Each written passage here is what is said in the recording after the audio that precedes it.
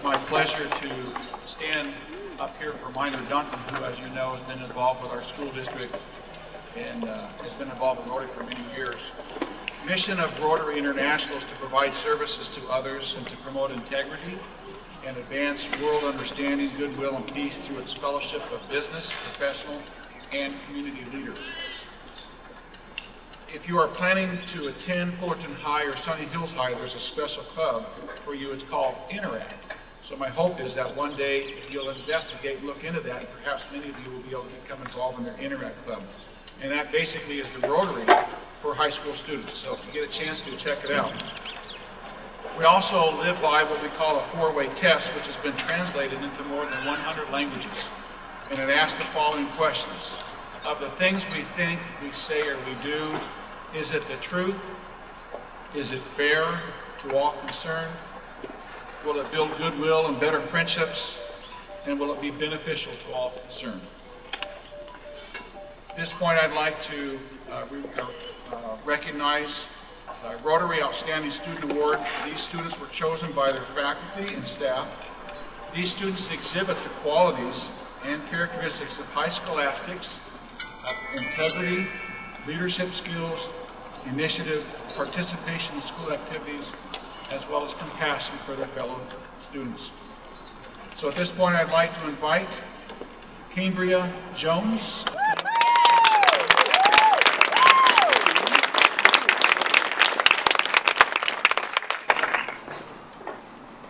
I'd also like to invite Ju Min Yu, otherwise known as Kai.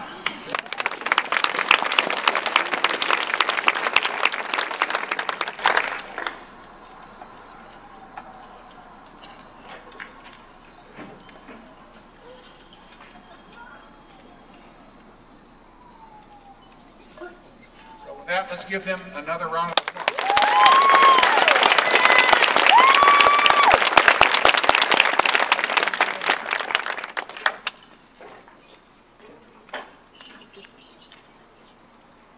Next, Cambria will be joining us on the stage again with a special commemoration of what Beechwood means to her. And Cambria is also an award-winning member of our state science Olympiad team, and she and I have bonded over literature. We like a lot of the same books. So welcome to the stage, Cambria.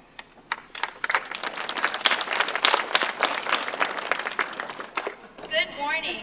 My name is Cambria Jones, and I want to thank you for the honor of speaking here today. Can you hear me? We're good? All right. It is a great privilege to stand before our principal, Mrs. Graham, and the parents, teachers, staff, and administrators who have dedicated themselves to our education. I'd especially like to thank all of my great teachers for getting up this morning and thinking, yes, I can finally get rid of those big rowdy 8th graders. No, I'm sure they all got up and shed a little tear instead. We have been together for 3 years after all. 3 years ago, I was so excited to come to Beechwood that I hopped on my bike and followed my brother down Rolling Hills Drive, ready to face the oncoming traffic and the challenges of middle school. Well, that was the first lesson I learned, the oncoming traffic.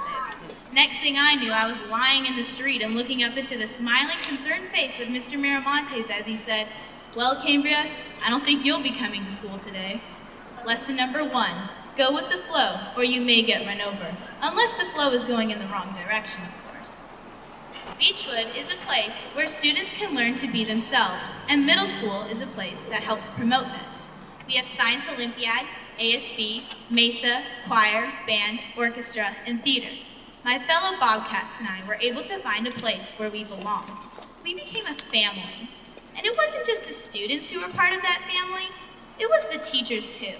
Their enthusiasm for learning was apparent in all the millions of projects they assigned us, which were all due at the same time. I'd like to thank you for that. It really taught me to manage my time. Lesson number 2, you don't always have time for Facebook. There are many moments over the last 3 years that I will never forget. Like the Friday in 6th grade, when Mr. Diaz was dancing around the room singing, "The sun will come out tomorrow." Sorry, Mr. Diaz, but Annie, you are not.